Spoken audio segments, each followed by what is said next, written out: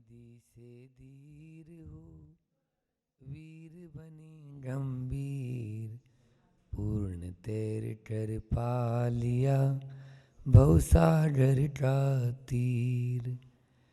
अधीर हूँ मुझे धीर दो, सहन करूँ सब पीर, चीर चीर कर चिर लखूं अंतर की तस्वीर।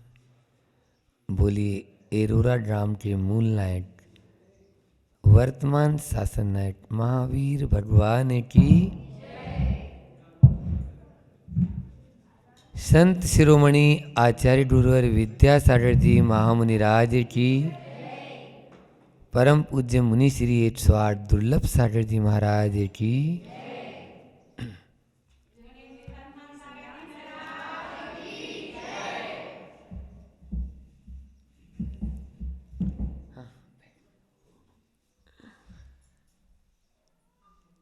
आज का यह पावन अवसर,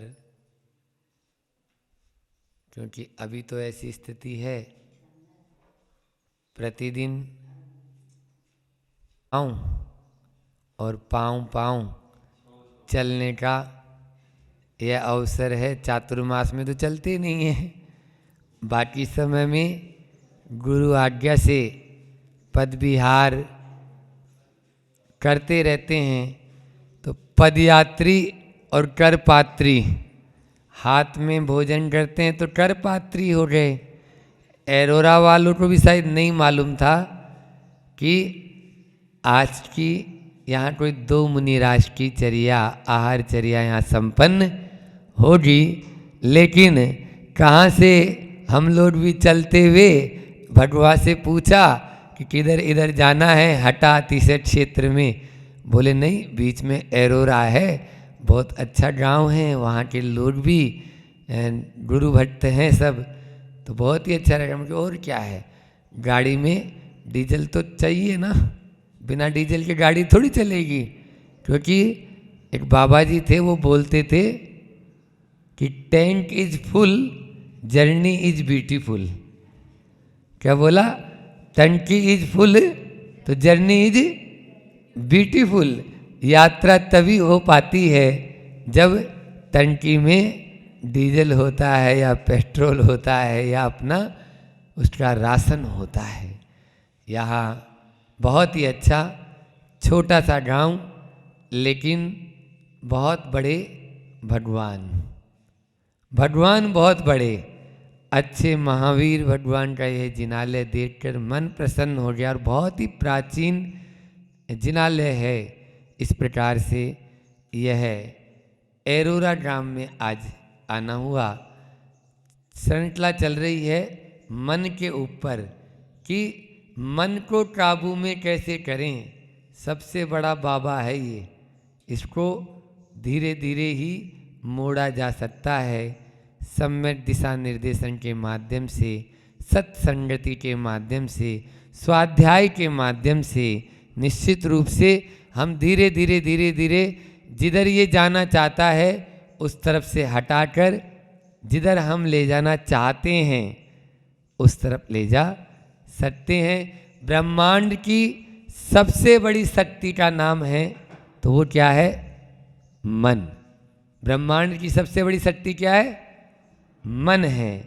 ध्यान रखना बंधुओं, परिस्थिति को बदलना हमारे बस में नहीं है, लेकिन मनस्थिति को बदलना तो हमारे बस में है या नहीं है। हम परिस्थितियां नहीं बदल सकते हैं, और जैसी परिस्थितियां चाहते हैं वैसी मिलती भी नहीं है। आचार्य श्री जी ने मूठ माटी में कहा कि जो पाता है सो भाता नहीं, और जो भाता है सो पाता नहीं। इसीलिए तो सुख साता नहीं, इसीलिए सुख साता नहीं। जो पाता है सो भाता नहीं, और जो भाता है सो पाता नहीं, इसीलिए सुख साता नहीं। 3 शब्द हैं, किस्मत, ठीक है, बदकिस्मत और खुशकिस्मत। क्या बोला मैंने? किस्मत, बदकिस्मत और खुशकिस्मत। जो हमने चाहा और वो मिल गया, ये हमारी किस्मत है। जो चाहा और नहीं मिला, बोलो, हम नहीं बोल रहे, आप ही बोल रहे हो, बदकिस्मत है। और जो मिला है उसी को चाह लिया, ये क्या है? खुशकिस्मत है। हमें जो मिला है उसका महत्व आकलन करते ही नहीं है, इसीलिए तो सुटसाता ही नहीं है। हमारे पास में क्या है ये तो जानो, अनमोल रत्न हमें खजाना मिला है, लेकिन उसको पहचान नहीं पा रहे, इसीलिए तो हमारी स्थिति ऐसी दयनीय बनी हुई है। एक बार ऐसा हुआ कि एक शेर का बच्चा था और वो शेर का बच्चा सियारों की टोली में पलना शुरू हुआ। बचपन में ही माता पिता से बिछुड़ गया। सियार जैसा खाते सड़ा गला, वैसा ही वो भी खाता सड़ा गला मांस। और जैसे सियार हु की भाषा बोलते, वैसी भाषा वो भी बोलना सीख गया। घर परिवार में होता है कि नहीं होता है? मान लीजिए कोई बड़े लोग हैं और वो भाभी भाभी बोलते हैं, तो जो नया बालक जन्म लेता है वो भी माँ को भाभी बोलना शुरू कर देता है। ऐसा घरों में हो जाता है। जीजी बोलते हैं तो जीजी जीजी बोलना शुरू कर देता है। इसी प्रकार से वो भी हु करना शुरू कर दिया। अब क्या था, एक दिन की बात, उस जंगल में एक शेर आया, गब्बर शेर। और वो गब्बर शेर जैसे ही आया तो सारे के सारे सियार दुम ददा लगा के भाग गए सब सियार। अब वो सारे सियार भागने लगे तो वो जो शेर जैसा जो सियार पालित जो शेर था, बच्चा था कद्दावर, वो भी भागने लगा। इस बूढ़े शेर को लगा, अरे ये तो शेर है और ये मेरा सामना करना चाहिए था, ये तो भाग रहा है। उसको आवाज़ लगाई, ये रुको तुम। बोले नहीं नहीं, तुम मुझे मार दोगे अभी, मैं तो सियार हूँ भैया, जाने दो। बोले नहीं नहीं, तुम शेर हो। शेर हूँ? हाँ रुको, मैं तुम्हें नहीं मारूंगा, तुम शेर हो। देखा, तुम्हें विश्वास नहीं हो रहा, चलो नदी के किनारे लेके गए, बताया, बोलो तुम्हारे चेहरे में और मेरे चेहरे में कोई फर्क नजर आ रहा है? उस शेर ने देखा कोई फर्क नहीं है, जैसे बिल्कुल जटाएं इसकी है वैसे ही मेरी है। उसने एक जोरदार दहाड़ लगाई बूढ़े शेर ने। तो जवानी वाला जो शेर था, वो भी जो हु करता था, उसके भीतर का शेर जागृत हुआ और उसने भी जोरदार दहाड़ लगाई। दोनों की दहाड़ सुनते ही सारे के सारे सियार तो क्या पता कहाँ भाग गए, लेकिन इसके भीतर का शेर जाग गया। बंधुओं, यही स्थिति आप सबकी और हम सबकी है। कभी हम भी ऐसे ही नीचे बैठ कर प्रवचन सुनते थे, कभी हम भी ऐसे ही नीचे बैठकर प्रवचन सुनते थे, लेकिन जब बूढ़े आचार्य विद्यासागर जी जैसे शेर की दहाड़ सुनी और उसने कहा कि जो मेरे भीतर शेर है वही तेरे भीतर भी शेर है, तुम अपने शेर को जागृत कर ले। बस उसी दिन से हमने भी उनके मार्ग को अपना लिया और इस स्थान पर आ गए। अपने भीतर उस सोए हुए शेर को जागृत करने की आवश्यकता है। वह शेर आज सबके भीतर बैठा हुआ है, लेकिन हम क्या कर रहे हैं, उस सियारों की टोली में रहने के अभ्यासी हो गए। बस वैसा ही काम दिन प्रतिदिन कर रहे हैं, इससे कल्याण होने वाला नहीं है। अपने भीतर के शेर को जागृत करो। तो मैं बोल रहा था कि परिस्थितियां भले ही हम नहीं बदल सकते, लेकिन मनस्थिति को तो बदल ही सकते हैं। मनस्थिति हमारे हाथ में है, परिस्थिति हमारे हाथ में नहीं है। आज अभी क्या और कल क्या होगा, अरे कल का तो छोड़ो, पल का भरोसा नहीं। कल क्या होगा ये तो बहुत दूर की बात है। पल का भरोसा नहीं है। जब पल का भरोसा नहीं है तो अपनी मनस्थिति को तो अपन कंट्रोल कर ही सकते हैं। आज उसी के बारे में अपन और आगे बढ़ेंगे कि मनस्थिति को देखो कैसे। एक उदाहरण याद आ गया कि कोई जमाने में भारत के राष्ट्रपति सर्वपल्ली राधाकृष्णन हुआ करते थे। भारत के राष्ट्रपति सर्वपल्ली राधाकृष्णन राष्ट्रपति थे उस टाइम पे। एक बार वो अमेरिका गए, अमेरिका के दौरे पर, और अमेरिका में जहां उनका विमान उतरना था, मौसम की खराबी के कारण वाइट हाउस में न उतर के अन्यत्र उतरे और बाई रोड वाइट हाउस उनको पहुंचाया गया। बाई रोड उनको वाइट हाउस पहुंचाया गया। जैसे ही वाइट हाउस में सभा शुरू हुई तो वहाँ के उस समय तात्कालिक जो राष्ट्रपति थे वो थे, वहाँ तो प्रेसिडेंट होते हैं, वही प्रधानमंत्री वही राष्ट्रपति होते हैं, अपने यहाँ प्रधानमंत्री राष्ट्रपति अलग अलग होते हैं। तो वहाँ जो प्रेसिडेंट थे वो थे मिस्टर कैनेडी। और कैनेडी जो है भाषण में सबसे पहले बोलते हैं कि खेद है हमें कि आपको प्रोटोकॉल के अनुसार जितना सम्मान हमें देना चाहिए था वो नहीं दे पाए। आपके विमान को जहां उतरना चाहिए था वहां नहीं उतर पाया और दूसरे स्थान पर उतार के हमें यहाँ व्हाइट हाउस लाना पड़ा। इधर राधाकृष्ण जो सर्वपल्ली राधाकृष्णन जो राष्ट्रपति भारत का प्रतिनिधित्व कर रहे थे वो बोलते हैं, नेवर माइंड मिस्टर प्रेसिडेंट, आप चिंता न करें, आप अपनी मन को सही रखें। परिस्थिति भले ही हम नहीं बदल सकते लेकिन हम अपने मन की स्थिति को बदल सकते हैं। ये कौन ने कहा?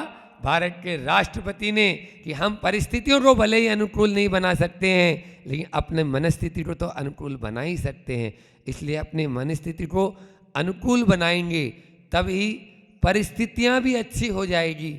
आज एक बहुत अच्छी बात आपको बताएं कि बहुत सारे आर्ट ऑफ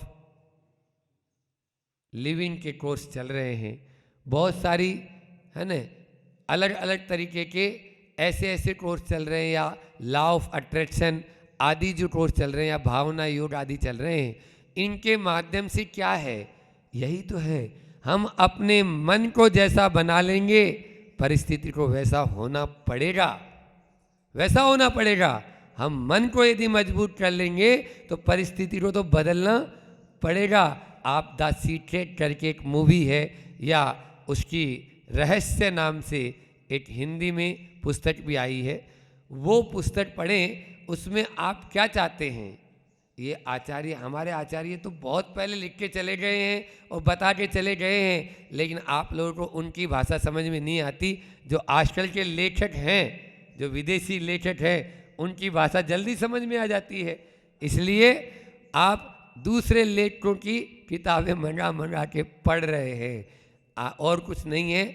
जैसे हम अपने मन को बना लेंगे ना वैसे ही भाव दशाएं होती है, और जैसी भाव दशा बना लेंगे वैसा ही हमारे कर्म जो उदय में आने वाले हैं वो भी परिवर्तित हो जाते हैं। इसीलिए तो कर्मों का उत्कर्षण, कर्मों का अपकर्षण, कर्मों का संक्रमण, ये किसके लिए है बोलो? डाइल्यूट पूरे के पूरे। हाँ, कहाँ पर 33 सागर की आयु बांधी थी राजा श्रेणिक ने। जो तीर्थंकर होने वाले हैं आगामी काल में, उन तीर्थंकर राजा श्रेणिक, नाम सुना कि नहीं सुना आपने? सुना है ना? 7वें नरक की आयु का बंद कर लिया। कितने साल वर्ष की आयु वहाँ की? 33 सागर। और अपने परिणामों के माध्यम से, अपने भावों के माध्यम से, अपनी मनस्थिति के माध्यम से घटाते घटाते घटाते पहले नरक में ले आए। यानी सागर बराबर आयु हो तो चुल्लू भर कर दी। और सुनो, पहले नरक में भी मात्र 84,000 वर्ष की आयु मात्र उन्होंने कर दी। बोलो, कोई भी मतलब जगन्य से जगन्य जितनी हो सकती थी उतनी। और सहयोग किसने दिया? ये बैठे हैं ना यहाँ पे, पुरुष वर्ग तो कम बैठा है, बोलो महिला वर्ग बैठा है। तो उनकी जो धर्म पत्नी थी चेलना, उस चेलना ने ऐसा उपदेश दिया, ऐसा उनको धर्म मार्ग पे लगाया अपने पति को, कि जो मिथ्यात्व के मार्ग को अपना रखे थे, सम्यक्त्व के मार्ग को अंगीकार कर लिए, और न केवल सम्यक्त्व के मार्ग को अंगीकार कर लिया, तीर्थंकर प्रकृति का बंद करा दिया। और आने वाली 24वीं में भगवान जो राजा श्रेणी के है वे भी तीर्थंकर बनने वाले हैं। आज ही अपन उनको नमोस्तु कर रहे हैं, भले ही वो अभी नरक में है, रोज उनका नामोच्चारण कर रहे हैं। ये होता है या नहीं होता है? तो मैं बोल रहा था कि हम जैसी मन स्थिति रखेंगे, जैसी भाव दशा रखेंगे, वैसे ही हमारे परिणाम होते हैं। इसको जैन आगम में, जैन शास्त्रों में एक शब्द आया है जिसकी आज चर्चा करना है, लेस्या। क्या शब्द है? आवाज नहीं आई, सब बोलो तो। लेस्या है ना। लेस्या शब्द आप लोगों ने मंदिरों में एक वृक्ष देखा होगा, लेस्या वृक्ष। देखा नहीं देखा है ना? एक वृक्ष का चित्र होता है, 6 लोग होते हैं, वो कुछ कर रहे हैं, वो कहानी भी अभी सुनाएंगे। तो ये लेस्या, जैसी लेस्या होती है वैसे ही हमारे परिणाम होते हैं, और जैसे परिणाम अभी मैंने बताए वैसा ही कर्म का बंध होता है। एक बार ऐसा हुआ कि 6 मित्र वन भ्रमण के लिए निकले।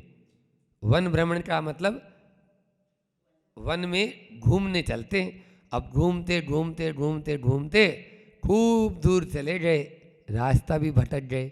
अब जंगल में क्या मिलेगा, गर्मी का मौसम था, प्यास भी लग रही है, भूख भी लग रही है। तभी देखा एक वृक्ष पर आम लटके हुए हैं। वाह, काम हो जाएगा। आम, खूब सारे आम लटके हुए हैं। एक व्यक्ति तुरंत कुल्हाड़ी लिया और पेड़ को जड़ से काटने लग गया। बोले अभी गिरा देता हूँ, सब खाएंगे आराम से, तो मस्त से अपने भूख और प्यास शांत करेंगे। दूसरा मित्र बोलता है, भैया पेड़ को काटने क्या जरूरत है, अपन बड़ी बड़ी डालियां काट लेते हैं, उन डालियों को काटने से अपना काम हो जाएगा। इतना मोटा तना कैसे कटेगा? नहीं काट पाएंगे, अपन बड़े बड़े डाल काट लेते हैं।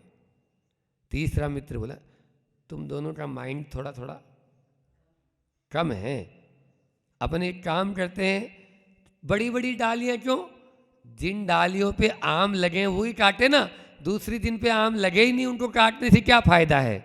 उनको काटने से कोई फायदा है? नहीं है। तो जिन पे आम लगे हैं उन डालियों को, टहनियों को काट लेते। चौथा बोलता है, तुम तीनों भी ऐसे ही हो। अरे भैया, आम तोड़ लो, टहनी तोड़ने से क्या होगा? क्यों फालतू की हिंसा करेंगे? अपन आम तोड़ लेते हैं, पूरे आम गिरा लेते हैं। पांचवा बोलते हैं, भैया कच्चा आम भी है और पक्के आम भी है, कच्चे आम खा पाएंगे? बोलो, पके आम ही तो खाते हैं, तो अपन पके पके आम गिरा लेते हैं।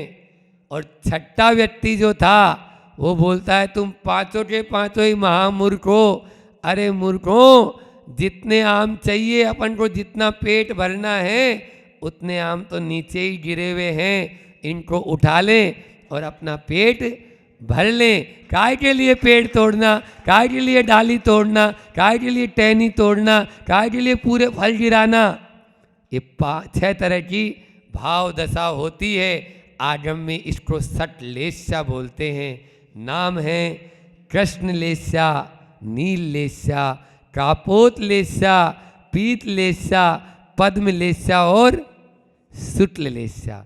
ये 6 प्रकार की, इसमें 3 अशुभ लेस्या होती है और 3 शुभ लेस्या होती है।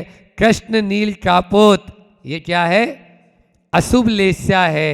और देखो आप कलर के हिसाब से भी देख लो, काला कलर बिल्कुल डार्क कलर होता है, फिर कृष्ण के बाद में नील थोड़ा लाइट, फिर कापोत कबूतर जैसा और लाइट, फिर पीत, पीत यानी पीला और उससे हल्का, फिर पद्म गुलाबी, गुलाब जैसा, और फिर शुक्ल बिल्कुल वाइट, वो शुक्ल लेस्या होती है। इसलिए अशुभ लेस्या से बार बार आप लोगों ने जब कभी वचनिका सुनी होगी तो उसमें ये शब्द आते हैं, लेकिन आपको इनके अर्थ मालूम नहीं। आज वो अर्थ आपको मालूम चला कि 3 अशुभ लेस्या के माध्यम से अधोगति के पात्र बन जाते हैं और शुभ लेस्या के माध्यम से ऊर्ध्वगति के पात्र बन जाते हैं। ये हमारे ऊपर निर्भर है कि हमें कैसी लेस्या रटनी है। बंधुओं, हर व्यक्ति के सामने, अभी भैया जी फोटो ले रहे थे, आप लोगों की ले रहे थे ना, हम भी देख रहे थे, तो फोटो ले रहे थे, तो आपका एक चेहरा है, सबका है, पशु पक्षियों का भी है, ऐसे थोड़ी कि अपना ही है, लेकिन इस चेहरे के साथ में एक ऑरा और होता है, एक ऑरा, जिसको भामंडल बोलते हैं अपन, है ना, जिसको मतलब आभा मंडल बोलते हैं। क्या बोलते हैं? आभा मंडल। आचार्य श्री जी को देखते ही जो अबोध बालक है, जो बिल्कुल नॉन वेज करने वाला है, जो बिल्कुल पियक्कड़ है, जो दिन भर लड़ाई झगड़े और झगड़ा फसाद करता है, या जिसमें भूत प्रेत आए हुए होते हैं, वो भी गुरु जी को देखकर नमोस्तु भगवान, नमोस्तु भगवान। पपोरा की बात है, यहीं टीकमगढ़ जिले में ही बैठे हैं अपन लोग। टीकमगढ़ में पपोरा में एक बार एक बच्ची को लेकर आए हम। आचार्य श्री जी की एक मतलब हमारी एक खास बात रही कि 7-8 साल गुरु जी के साथ रहे, 7 साल, तो एक भी दिन ऐसा नहीं कि गुरु जी को जब जंगल जाना है तभी हमें जंगल जाना है। प्रतिदिन उनके साथ जंगल जाते थे। जंगल से जब हम लौट रहे थे, एक बच्ची को उसके एक तरफ माँ पकड़े हुए, एक तरफ भाई पकड़ा हुआ है, पिता पकड़ा हुआ है, एक तरफ भाई पकड़ा हुआ है, और पूरा परिवार बल्कि गांव भर के लोग आए, बोले महाराज इसको देखो क्या हो गया। और ऐसे वो लड़की कर रही है जैसे कोई बिल्कुल अनकंट्रोल। हमने देखा आचार्य श्री जी के सामने लाया गया, जो 2-2, 3-3, 4-4 लोगों के बस में नहीं हो रही थी और उनको उठा के फेंक रही थी, और गुरु जी के सामने बिल्कुल नतमस्तक होकर बैठ गई, नतमस्तक होकर बैठ गई। आचार्य श्री जी ने 2-3 मिनट का संबोधन दिया। यदि कोई वीडियो क्लिप में चली हो तो पता नहीं उस समय की बात, हाँ, उसका 2 मिनट का आचार्य श्री ने संबोधन दिया कि क्या बात है, क्यों परेशान हो, इस तरह से तो आप परेशान हो जाएंगे। बोले आज के बाद में अब कभी परेशान नहीं होऊंगा। उसने बोला आज के बाद में मैं अब कभी परेशान नहीं होऊंगा। वहीं जहाँ प्रतिभा स्थली बनना था वहाँ पर बिल्कुल सारा हुजूम खड़ा हो गया और गुरुजी भी खड़े हैं और संबोधन दे रहे हैं। बस उसके बाद में जो गया सो गया। प्रत्येक व्यक्ति का आभा मंडल होता है और ये आभा मंडल हमारी मनस्थिति से निर्माण होता है। जिसकी मनस्थिति जितनी साफ होगी, जिसका मन जितना अच्छा और जितना शुद्ध और जितना पवित्र होगा, उसका चेहरा उतना ही चमकेगा, उतना ही उसका आभा, भले ही वो काला हो, ऐसा नहीं है। नेमिनाथ भगवान भी तो काले थे, नीले थे, बोलो पारसनाथ भगवान भी तो थे या नहीं थे, लेकिन चेहरा काला होना अच्छा, वो खराब नहीं है, लेकिन उसके अंदर जो चमक होती है, जो दमक होती है, वो काय से आती है? वो आती है अपने परिणामों के माध्यम से।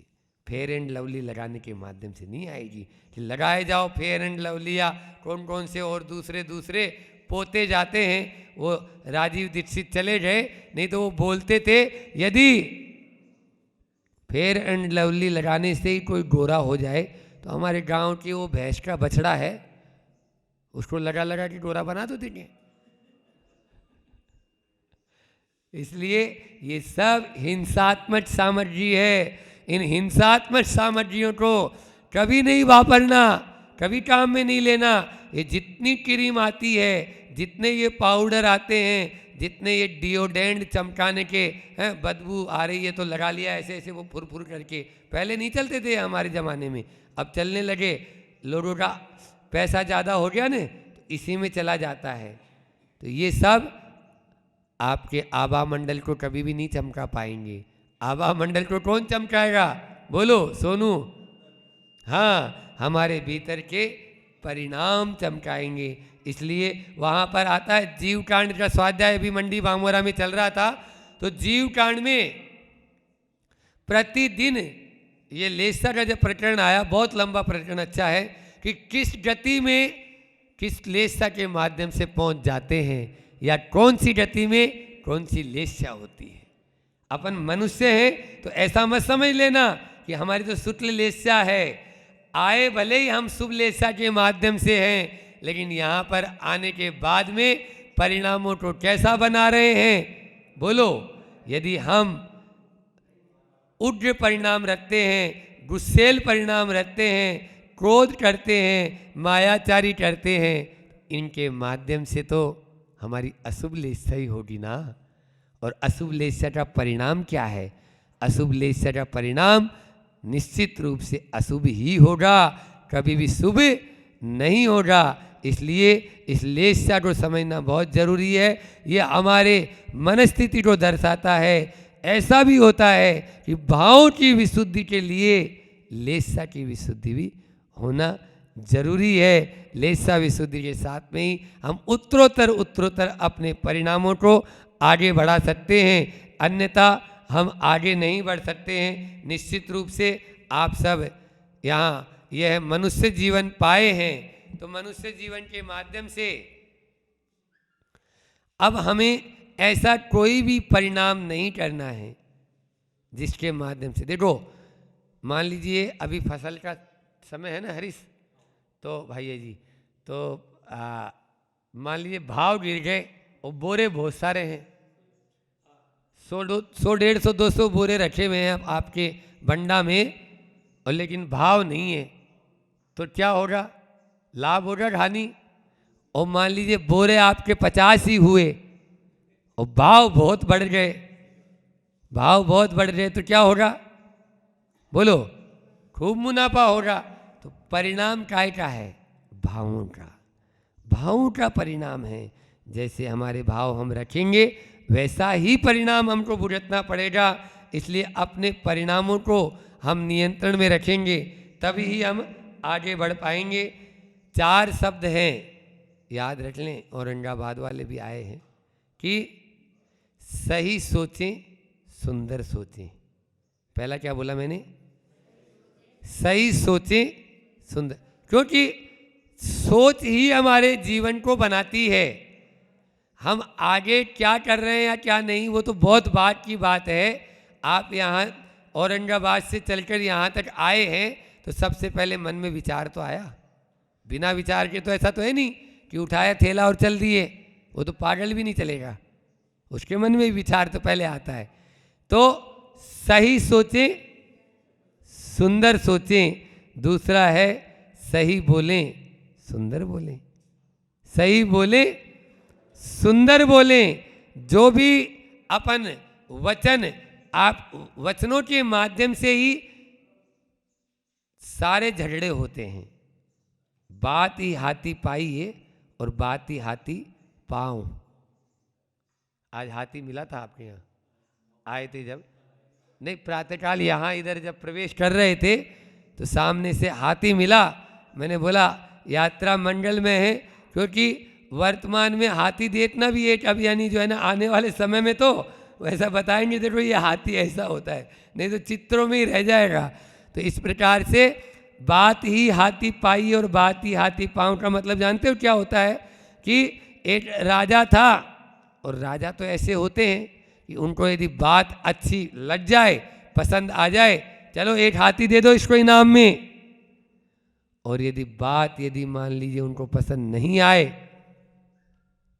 तो क्या, इसको डाल दो हाथियों के नीचे, कुचल कर इसको खत्म कर दो। तो बात ही हाथी पाई और बात ही हाथी पाँव। तीसरी बात है सही देखें, सुंदर देखें। पहली बात बताई सही सोचें, सुंदर सोचें। दूसरी बात बताई सही बोलें, सुंदर बोलें।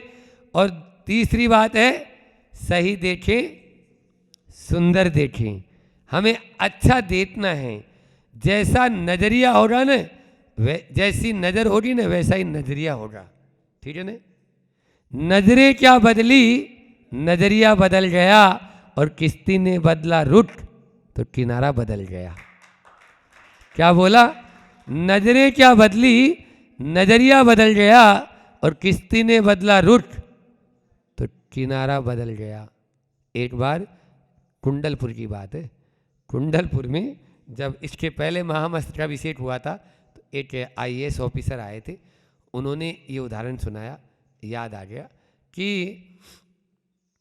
एक बार ऐसा हुआ, कैसे देखो किनारा बदल जाता है, कि एक जहाज रवाना हुआ चीन से, जहाज रवाना हुआ चीन से और 0.00000 डिग्री, मतलब 4 बार 0 और फिर पॉइंट लगा हुआ है, उतना सा उसमें फर्क था। कहाँ पर? कहाँ पर? चीन में, जहाँ से वो रवाना हुआ, जहाँ से वो रवाना हुआ वहाँ इतना सा फर्क था, मतलब 1 अंश भी नहीं, 1 अंश तो बहुत दूर की बात है, ठीक है ना। अब जब वो पहुंचा तो जिस देश में पहुंचना था वहां से 700 किलोमीटर दूर पहुंचा। जिस देश में पहुंचना था किलोमीटर, मतलब 700 किलोमीटर दूर पहुंचा। बोलिए फर्क किसका है? किश्ती ने बदला रुख, तो किनारा बदल गया। इसलिए सही देखें, सुंदर देखें। जैसे हम देखेंगे, आप लोगों ने तो वो बच्चे लोग तो होते हैं, सो गए अभी तो ये बच्चा तो, कि चश्मा होता है, चश्मा, तो चश्मा जैसा चढ़ा लेते हैं ना अपन, वैसा ही दिखना शुरू होता है कि नहीं होता है? अच्छा चलो, आप बड़े लोग हैं तो गाड़ी चलाते हैं, गाड़ी चलाते हैं तो चौराहे पे लाइट देखी आपने, बड़ी नज़र होते हैं, महानगर में लाइट होती है ना, एक लाइट पे पीला, एक पे लाल और एक पे हरा, ऐसा ही होता है ना, 3 सिग्नल होते हैं ना। तो क्या उनके अंदर जो लाइट अंदर है वो भी वैसी है क्या? तीनों में एक जैसा ही बल्ब है, ऐसा नहीं बल्ब हरा, बल्ब लाल और बल्ब पीला नहीं, उसमें उसके ऊपर जो कांच है ना, वो कांच पीला, कांच लाल और कांच हरा है। समझ में आ रहा है ना? तो जैसा कांच होता है ना वैसा ही दिखना शुरू हो जाता है ना। बस जैसी नज़र होगी वैसा ही आपका एटीट्यूड होना शुरू हो जाता है। तो यहाँ पर तीसरी बात मैंने कह दी, सही देखें और सुंदर देखें। चौथी और अंतिम बात है कि पहली सही सोचें, सुंदर सोचें, सही बोलें, सुंदर बोलें, और सही देखें, सुंदर देखें, और अंतिम है सही करें, सुंदर करें। काय से जो भी चेष्टा हम करते हैं, मन हो गया, वचन हो गया, काय भी तो है, हमारे तीनों योग शुद्ध होने चाहिए। तो सही करें, सुंदर करें। लेकिन हम क्या करते हैं कि सोचते कुछ और हैं, बोलते कुछ और हैं और करते कुछ और हैं। ऐसा होता है कि नहीं होता है? आप ही लोग बोल रहे हो तो इसका मतलब होता है निश्चित रूप से। तो ये हमारे ऊपर निर्भर है कि हम कैसा करते हैं। सही करना है, सुंदर करना है, अच्छा देखेंगे, अच्छा सोचेंगे, अच्छा बोलेंगे तो निश्चित रूप से अच्छा ही करेंगे, अच्छा ही करेंगे, कभी भी खराब नहीं करेंगे। वहाँ 10 लक्षण की पूजा में अभी 2-3 दिन पहले भी मैंने बोला था, आप लोग बोलते हो मन में होय सो वचन उचरिए और वचन होय सो तन सो करिए। इसलिए अपनी काय की चेष्टा भी, अपने हाव भाव भी, मुनि महाराज के लिए गाथा आती है कि अपने हाथों को, अपने पाँवों को, अपने मन को, अपनी इंद्रियों को मुंडन करें। 10 मुंडा, ये पंचवी इंद्रिय मुंडा, वच मुंडा, हथपाद मन मुंडा, ऐसी गाथा आती है। इनको मुंडन करें। केवल ये बाल मुड़ाने से कोई काम होने वाला नहीं है, वहाँ आचार्य कह रहे हैं मूलाचार में।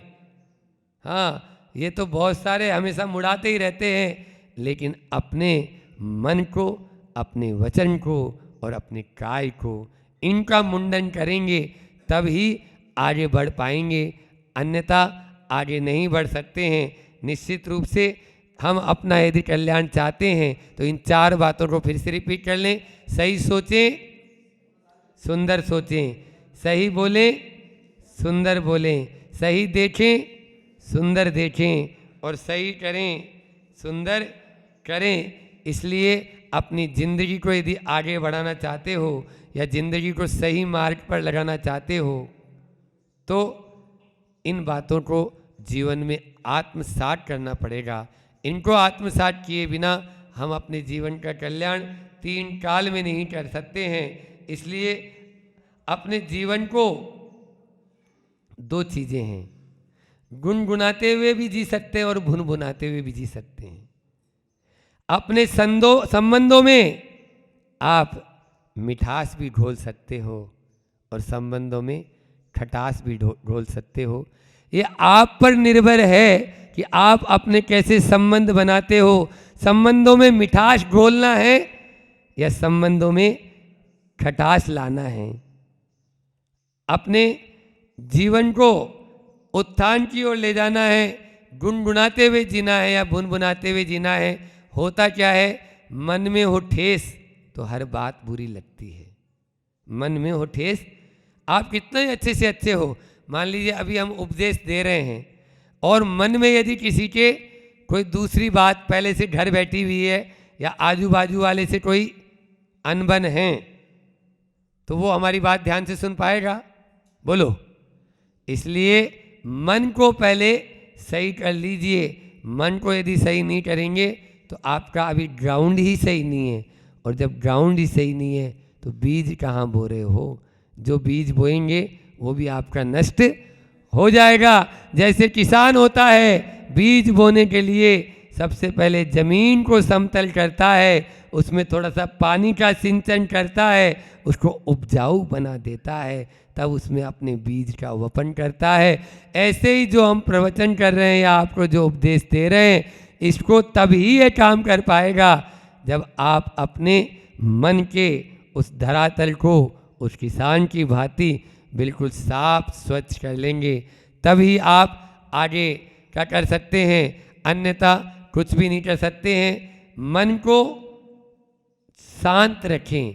क्या होता है, गृहस्थ और साधु 2 हैं, जैसे भी भैया जी बता रहे थे ना कि गृहस्थो मोक्ष मार्गस्थो, आप कारिका सुना रहे थे, तो गृहस्थ, वहाँ पर गृहस्थ को साधु से भी अच्छा बता दिया, लेकिन हम गृहस्थ को गृहस्थी बताएंगे क्योंकि अभी वो मोह जंजाल में फंसा हुआ है। ठीक है ना? तो गृहस्थ कौन? भैया जी का निवेदन बहुत तगड़ा हो रहा है कि नहीं महाराज जी आज तो आप नहीं जाएंगे, यहाँ से बिहार नहीं करेंगे। ठीक है ना, उनकी भावना भी रहनी चाहिए। तो गृहस्थ वो होते हैं, गृहस्थ वो होते हैं जिनके पांव तो थमे रहते हैं लेकिन मन उनका दौड़ता रहता है, मन उनका चलता रहता है। और साधु वो होते हैं जिनके, अब आपको समझ में आ ही गया है, साधु वो होते हैं जिनके पांव तो चलते रहते हैं लेकिन मन उनका थमा रहता है, मन शांत रहता है। आप लोग खाने और खिलाने में आनंद मानते हो, हम छोड़ने और छुड़ाने में आनंद मानते हैं। आप लोग खाने और खिलाने में आनंद मानते हो, हम छोड़ने और छुड़ाने में आनंद मानते हैं। आप लोग रुकने और रोकने में आनंद मानते हो, हम चलने और चलाने में आनंद मानते हैं। हम चलने और चलाने में आनंद मानते हैं। चलते जाएंगे तो निश्चित रूप से उस लक्ष्य को प्राप्त कर लेंगे। आचार्य श्री जी का हाइकू है कि नदी कभी रुकती है? बोलो।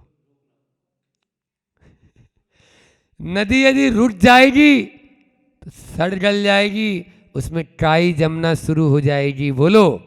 नदी कभी रुकती नहीं है। चरे वेती चलते चलो। रुक गए, चलती का नाम गाड़ी और रुक गया तो अनाड़ी, ऐसा सुना था हमने बचपन में। चलती का नाम गाड़ी और रुक गए तो अनाड़ी। फिर भी श्रावकों की भावना होती है, 1 दिन 2 दिन 3 दिन रुक जाएं तो महाराज जी अच्छा लगता है। ऐसी भावना जरूर होनी भी चाहिए। क्यों? क्योंकि साधु के रुकने पर, श्रावक और साधु का संबंध जानते हो कैसा होता है? जैसा सूरज और सूरजमुखी होता है ना, वैसा होता है। सुन रहे हो नहीं सुन रहे हो? सूरज और सूरजमुखी फूल होता है ना, वैसा होता है साधु।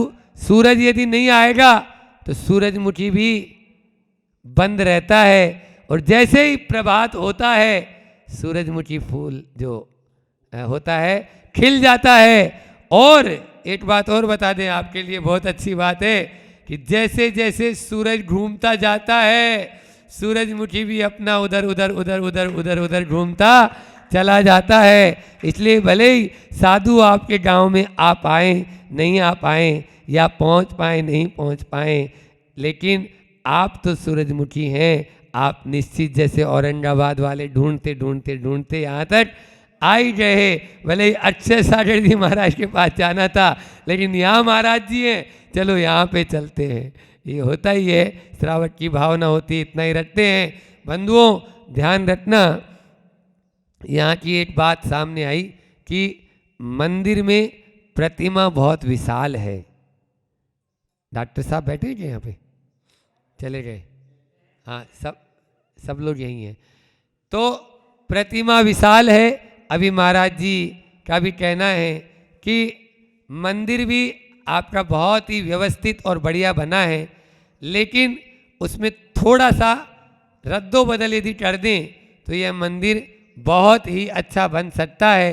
केवल देखो, वैसे भी द्वार इधर इस तरफ है और वहाँ पर तो द्वार है भी नहीं। अभी जो ये पूरब फेसिंग है, यदि उत्तर फेसिंग हो जाए तो सोने पर सुहागा हो जाएगा, और निश्चित रूप से इस समाज की दिन दूनी और रात चौगनी प्रगति होती चली जाएगी। इसलिए अगर चाहें कुछ करना कुछ भी नहीं है, मात्र जो वेदी है उसका जो फेस है वो इस तरफ से कर दें और यहाँ से खोलने का रास्ता भी है, तो निश्चित रूप से समाज भी तरक्की करेगी। न केवल जैन समाज अपितु जैनेतर समाज पर भी इसका बहुत प्रभाव पड़ेगा। इसको आप बड़े महाराज जी से और अच्छे से समझ लें, और वेदानाचार्य प्रतिष्ठाचार्य जो होते हैं उनको भी बुलाकर बहुत अच्छे से इसको समझकर आगे कर लेंगे, जल्दी से जल्दी इस काम को संपन्न करेंगे, तो निश्चित रूप से ये हम सब के लिए, आप सब के लिए बहुत ही अच्छा रहेगा। इतना ही रखकर अपनी वाणी को विराम देता हूँ।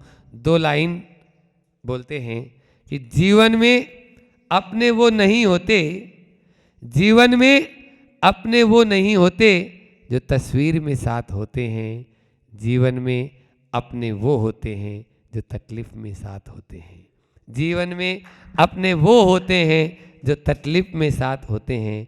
बोलिए अहिंसा परमो धर्म की। आचार्य गुरुवर विद्यासागर जी महामुनि राज की।